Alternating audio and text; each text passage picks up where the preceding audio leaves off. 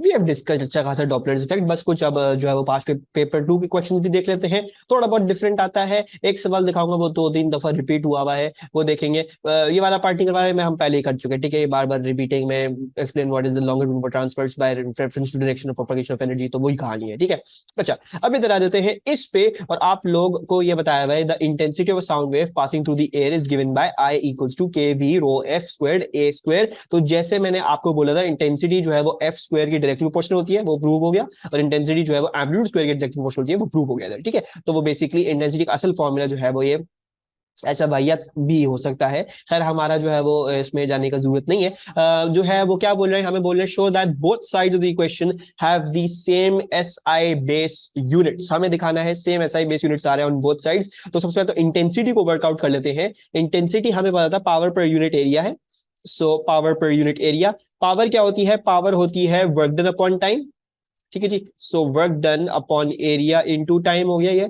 And then work done was KG, I hope you remember, metre square पर second square, ठीक है। अगर याद नहीं भी है तो फोर्स इनटू डिस्टेंस आ जाएगा। सो फोर्स इनटू डिस्टेंस यानी केजी मीटर पर second square, mass into acceleration into metre, so KG metre square पर सेकंड स्क्वायर, ये आपका वर्क डन आता है। And then divide that with an area, you divide that by an area, and then you multiply, you also divide it by the time, which is seconds, ठीक है जी। so kg meter square per second square, meter square ऊपर नीचे cancel, and we should be getting over here kg per second cubed। peculiar, अच्छा, kg per second cube आता है on this side, let me just check, ठीक है। मुझे पता नहीं क्यों लग रहा है मैं कुछ गलत कर रहा हूँ, I am going to check, ठीक है। अच्छा, फिर आ जाता है आपके पास k which is a constant, v is the speed of sound, so अच्छा, नाउ लेफ्ट हैंड साइड क्या है, लेफ्ट हैंड साइड जो है वो kg पर सेकंड क्यूब आना चाहिए, राइट। अच्छा, राइट हैंड साइड क्या है, पहली चीज k को इग्नोर करेंगे, v है मीटर पर सेकंड है, ठीक है जी। That is being multiplied in a density, that is a KG पर metre cube, right. So KG पर मीटर क्यूब। उसके बाद क्या है, उसके बाद आपके पास फ्रीक्वेंसी है। What did I miss, you miss nothing, यही हम कर रहे हैं, ठीक है। सो फ्रीक्वेंसी कौन बताएगा, फ्रीक्वेंसी के ऐसा यूनिट्स क्या होंगे, frequency is second minus one, perfect, very good दोनों। second minus one होगा whole square, why, because frequency is 1 upon time, so basically it's 1 upon second, so basically it's going to be second minus 1। अच्छा, and then amplitude भी meters में measure होगा, तो amplitude square यानी meter square। okay, good thing। what can we see, we can see कि अगर ये second minus 1 को पर square represent कर दो तो second minus 2 हो जाएगा, ठीक है। तो वही लिख लेते हैं direct, so this becomes second minus 2। अच्छा, now you can clearly see this is 1, ये मीटर की पावर 1 है। मीटर की पावर 1 2 के साथ ऐड होगी तो 3 बन जाएगी, एंड देन मीटर 3 और मीटर माइनस 3 है। So I hope you understand this point के मीटर 1, मीटर माइनस 3 और 2 cancel out, 1 minus 3 plus 2, 1 plus 2 3, 3 minus 3 0। So metre जो है वो हट जाएगा, एंड ये था केजी पर सेकेंड क्यूब्ड। सो इसको देख लोगे, ये आता है kg, and second minus 2 and second minus 1 will become second cubed, so hence we have shown this, both sides are क्या कहते हैं, have the same SI base units। और जब दोनों sides की same SI base units आते हैं तो हम इस equation को क्या कह सकते हैं, what was the special word to describe an equation like that, homogeneous, यानी ये equation must be perfectly homogeneous, और फिजिक्स की सारी इक्वेशंस ऐसी ही होती हैं। Describe the Doppler effect, it is the change in observed frequency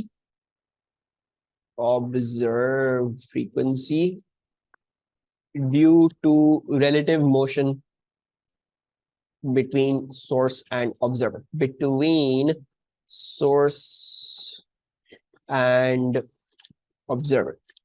जी, फिर आपसे पूछते हैं, a distant star is moving away from a stationary observer, state the effect of the motion on the light observed from the star।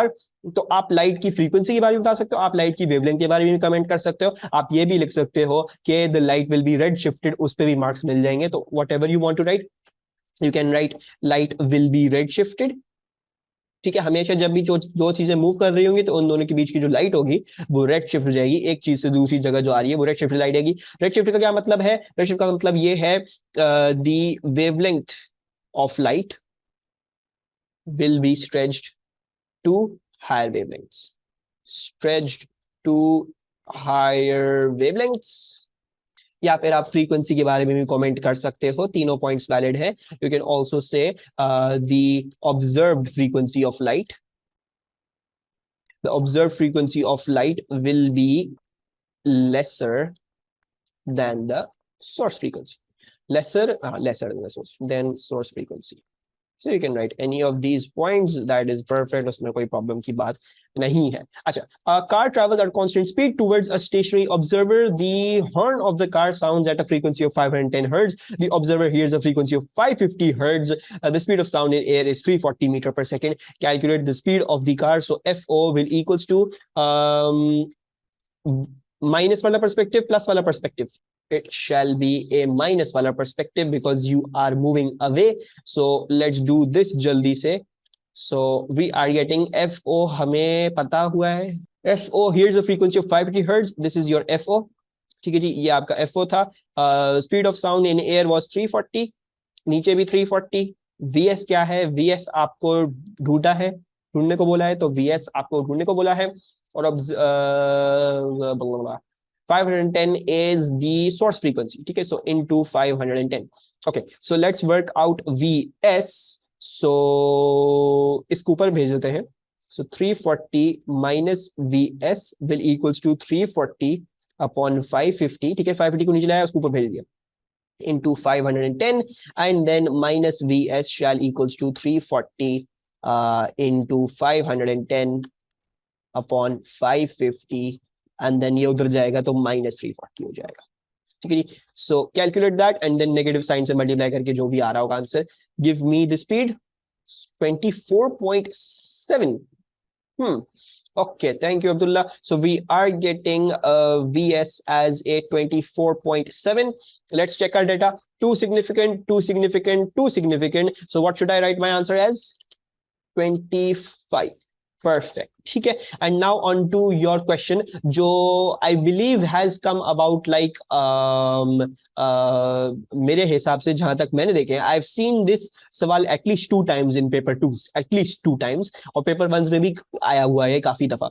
So ये कैसा सवाल है? ये कुछ अजीब सा सवाल है, एंड इसमें हो रहा है एक सर्कुलर काइंड ऑफ मोशन. ठीक है, एक चाइल्ड है, he sits on a rotating horizontal platform in a playground. The child moves with a constant speed along a circular path as illustrated in figure 4.1. So this child has a circular path. ठीक है जी. An observer standing a long distance away from the child during one particular revolution, the child moving at a speed of 7.5 meter per second starts blowing a whistle at point P and stops blowing it at point Q on the circular path. तो P पे बजाना शुरू करता है और Q पे बंद कर देता है बजाना. The whistle emits a sound of frequency 950 hertz. This is your source frequency. The speed of sound in the air is 330 meter per second. That shall be your V. And ये जो 7.5 है, ये बच्चा मूव कर रहा होता है. ठीक है, ऑब्वियसली एक सर्कुलर पाथ पे ये जो बच्चा 7.5 इसका जो ये वेक्टर होगा, that will change. ठीक है, ऑब्वियसली अगर बच्चा इस तरह से जा रहा है तो P पे at the bottom most point उसकी इंस्टेंटेनियस वेलोसिटी होगी टुवर्ड्स राइट. लेकिन अगर फॉर एग्जांपल मैं इधर देखता हूं तो इधर आपकी इंस्टेंटेनियस वेलोसिटी होगी upwards, which is also going to be 7.5 meter per second. Q पे your instantaneous velocity will be backwards. That shall be 7.5 meter per second as well, क्योंकि उन्होंने बोला है constant velocity. And इधर आपकी इस point पे you should have an instant velocity that is downwards, that is still going to be 7.5 meter per second because you have a constant velocity. तो circular motion में जरा जो है वो एक चीज जरा ये different हो जाती है. अच्छा, now determine the maximum frequency of the sound heard by the distant observer. They're asking you for the maximum frequency. Maximum frequency कैसे आई? अच्छा, and by the way this shall be जो child की जो velocity है, this shall be Vs minus. Perfect. You're trying to work out the maximum frequency. Maximum frequency कब आएगी? जब आप approach कर रहे होगे. ठीक है, when you will be approaching. So basically this is going to be the point. P is basically your point of maximum frequency. ठीक है जी. So let's use our formula. FO shall equals to V upon V minus VS, FS. So basically FO we want to work out. V क्या है? V जो है वो 330 है, नीचे भी 330 गया, and VS क्या है? VS is 7.5 and FS was, I have no idea what was FS. FS जो था वो 950 था. So into 950. So what is the answer that you're getting? और राउंड ऑफ करके भी दीजिएगा, looking at the data values given to you, what will you give the answer as. Okay जी, so F O आ रहा है 972 point, क्या बोला है अलमा ने, 1, एंड बोथ आर करेक्ट। हम इसको राउंड ऑफ करेंगे to 970 hertz. Okay, now let's discuss the variation in the frequency of the sound heard by the distant observer. So I believe जो variation को सुनने को मिलेगी वो ये मिलेगी कि जब ये इसको अप्रोच कर रहा है, then he will be hearing a much louder, मतलब much higher frequency sound। ठीक है जी। अच्छा, देन आहिस्ता आहिस्ता आहिस्ता आहिस्ता क्या होता है, इसका जो वेलोसिटी का वेक्टर है वो चेंज होता जाता है, चेंज होता जाता है, चेंज होता जाता है। नाउ रिमेंबर दिस, बड़ा अच्छा सवाल है, बड़ा crucial thing is happening over here. Relative motion है, ठीक है, तो जब ये इस तरफ पॉइंट कर रहा है टुवर्ड्स द डिस्टेंट ऑब्जर्वर, तब हमने डायरेक्ट उठा के 7.5 ली, ठीक है। But as you are going upwards, this component, ये जो वेलोसिटी है ये शिफ्ट होती जाएगी। सो आपको एट ऑल टाइम्स इसका हॉरिजॉन्टल कंपोनेंट लेना है जो डायरेक्टली ऑब्जर्वर की तरफ होगा, because that is the velocity, relative velocity between them, ठीक है। ये अपवर्ड वाला कंपोनेंट इट्स डिफरेंट, एक डिफरेंट प्लेन में मोशन बता रहा है। हमारा मोशन क्या है, डिस्टेंट ऑब्जर्वर और इसके बीच में, those both are separated by horizontal distance, and when you have an indication that you are trying to cover this horizontal distance, that is causing the Doppler's effect. तो आपका जो ये वेलोसिटी का vector change भी हो रहा है at all points, the only thing is के बेसिकली ये जो हॉरिजॉन्टल कंपोनेंट होगा ये लेंगे आप डॉपलर्स इफेक्ट के वीएस हर दफा, and you can clearly see what can you clearly see, the horizontal component decreases, horizontal component decrease करता है till the point your velocity becomes completely vertical। तो इसका मतलब यह हुआ कि यहां पे आपको max f मिलती है when your velocity is completely vertical, जब आप ऑब्जर्वर की तरफ ना जा रहे हो ना ऑब्जर्वर से कहीं दूर जा रहे हो। so basically we should have an fs over here, right. Then जब आप इधर पहुंचोगे, जब आप सोर्स से दूर, जब आप ऑब्जर्वर से दूर जा रहे हो, so you should have a minimum frequency, and then it continues. Obviously इधर दोबारा से एफएस आएगा, देन इधर से max frequency, then fs, then minimum, then fs, और इस तरह से चलता जाएगा। so basically if I were to plot the graph of it, ठीक है जी, ग्राफ का भी सवाल आ चुका है, ये P1 में आया है, आई एम प्रीटी श्योर, या पता नहीं P2 का था ये ग्राफ का जो था। ग्राफ बनाने को नहीं आता, लेकिन ग्राफ के हवाले से आपको ये जरूर आइडेंटिफाई करने को बोला हुआ है क्या हुआ। So for example if you are starting at point P, जिस पे आपको पता है एक मैक्सिमम फ्रीक्वेंसी आनी है, ठीक है, तो पॉइंट P पे आप यहां पे थे, फिर आप सोर्स फ्रीक्वेंसी, अच्छा ये वाली जो है, ये वैल्यू जो है, this is the source frequency, ठीक है, ये जीरो नहीं है, ये जो एक्सिस ये वाली खींची है सोर्स फ्रीक्वेंसी के लिए खींची, ठीक है, and then you go down all the way to your minimum frequency which is at Q, and then you keep oscillating like this. So the observer will hear an observed frequency like this. अगर मैं observe frequency का with time के साथ graph बनाऊंगा तो it shall look like a wave, ठीक है जी, जो कॉन्स्टेंटली मैक्सिमम फ्रीक्वेंसी होती है, फिर जीरो होती है, फिर मिनिमम जीरो नहीं, सोर्स फ्रीक्वेंसी, फिर मिनिमम फ्रीक्वेंसी, फिर सोर्स फ्रीक्वेंसी, फिर मैक्सिमम, और इस तरह से चल जाएगी। Any problem understanding this? Yes, थोड़ा सा कंफ्यूज हो रहे हैं। अच्छा अब्दुल्ला, आपका ऑब्जर्वर और आप जो है वो यहाँ खड़े हैं, ठीक है, सो अब you are separated by horizontal distance, और आपका ऑब्जर्वर जो आपके आपसे हॉरिजॉन्टली दूर है, ठीक है ना। डॉपलर्स इफेक्ट में क्या चीज लोगे, you will take the velocity जो या तो उसकी तरफ पॉइंटेड हो या उससे दूर पॉइंटेड हो, right, you going to take that velocity. Doppler's effect में कौन सी वेलोसिटी लोगे, जो उसकी तरफ पॉइंटेड हो या उससे दूर पॉइंटेड हो, ठीक है जी। Now what's the problem in the circular motion? Circular motion में ये होता है कि आपकी वेलोसिटी हमेशा टेंजेंट्स पे एक्ट करती है, तो इस पॉइंट पे it was a tangent like this, और न्यू राइट की तरफ एक्ट कर रही थी, ठीक है, फिर ये जाते जाते ऊपर की तरफ पॉइंट कर रही होगी, फिर जाते जाते फिर लेफ्ट की तरफ पॉइंट कर रही होगी, फिर जाते जाते नीचे की तरफ पॉइंट कर रही होगी, because you are moving in an anti clockwise circle, ठीक है। अच्छा ना, when you were completely directly towards the observer, जब आप ऑब्जर्वर के बिल्कुल डायरेक्टली करीब है, ठीक है, ये नहीं ऑब्जर्वर ऐसा नहीं हो सकता ऑब्जर्वर यहां खड़ा है, इसकी कहानी नहीं है, ऑब्जर्वर बेसिकली बहुत दूर खड़ा है, कहीं दूर पे, कि बेसिकली वो डिस्टेंस हॉरिजॉन्टली आ रहा है, ठीक है। So we are taking that, the only thing that's affecting Doppler's effect is the horizontal distance, यानी Vs is going to be the horizontal velocity सिर्फ, ठीक है। तो अब देखो, जब आप एक horizontal velocity से अप्रोच कर रहे थे, then you're supposed to be getting your maximum frequency, your observed frequency must be higher than the source frequency, right? फिर आहिस्ता आहिस्ता करते करते करते ये horizontal velocity जो थी ये completely बनती है vertical velocity at this point, let's say this point is x, ठीक है जी। सो एक्स पे ये कंप्लीटली ऊपर की तरफ हो गई। अब देखो ना आप ऑब्जर्वर की तरफ जा रहे हो ना आप ऑब्जर्वर से दूर जा रहे हो। So relative to the observer you're stationary at this point, आप ऊपर जा रहे हो, उससे कुछ फर्क नहीं पड़ रहा। ठीक है, बिकॉज ना आपका इन दोनों, आप दोनों के बीच में डिस्टेंस कम नहीं हो रहा। ठीक है, so at this point you are suppose to be hearing your source frequency. क्यों? Because there is no relative motion between you and the observer along the line of action that is joining you and the observer. ठीक है जी, वो ऊपर की तरफ point कर रही है, उसको कुछ फर्क नहीं पड़ रहा। ठीक है, अच्छा, फिर आपकी आहिस्ता आहिस्ता वेलोसिटी क्या होती है? वेलोसिटी हो जाएगी टुवर्ड्स द लेफ्ट। अब obviously this is separation, separation. ठीक है, ऑब्जर्वर आपका यहां खड़ा है, आप ऑब्जर्वर से दूर जा रहे हो, सो सेपरेशन वाला केस हो गया। सो इसमें यू विल बी हियरिंग अब मिनिमम फ्रीक्वेंसी, यानी एफएस से कम फ्रीक्वेंसी मिल रही होगी, बिकॉज ये सेपरेशन वाला केस हो गया। एंड देन सिमिलरली जब वेलोसिटी यहाँ पे वर्टिकली डाउनवर्ड्स हो जाएगी, तो दोबारा से आपको एफएस मिलेगी, यहाँ पे आपको सोर्स फ्रीक्वेंसी मिलेगी। अब दोबारा से आप ना दूर जा रहे हो ना करीब आ रहे हो, आप तो नीचे जा रहे हो, नीचे जाने से कुछ फर्क पड़ नहीं रहा होगा। So this going to be source frequency, and इस तरीके से ये ऑसिलेट करता रहेगा, ऑसिलेट करता रहेगा, ऑसिलेट करता रहेगा। So basically at P, if you start at P, you have a maximum frequency, ये आपकी मैक्स फ्रीक्वेंसी आ गई। ठीक है, फिर डिक्रीज कहां तक करेगी? सोर्स फ्रीक्वेंसी तक। ये जो डिक्रीज करी है ये सोर्स फ्रीक्वेंसी डिक्रीज करी है, ये वैल्यू सोर्स फ्रीक्वेंसी की। ठीक है, ये जीरो नहीं लिखा मैंने लिखा है सोर्स फ्रीक्वेंसी। ठीक है, फिर सोर्स फ्रीक्वेंसी से और डिक्रीज करोगे, कहां तक जाओगे? You will go to your minimum frequency.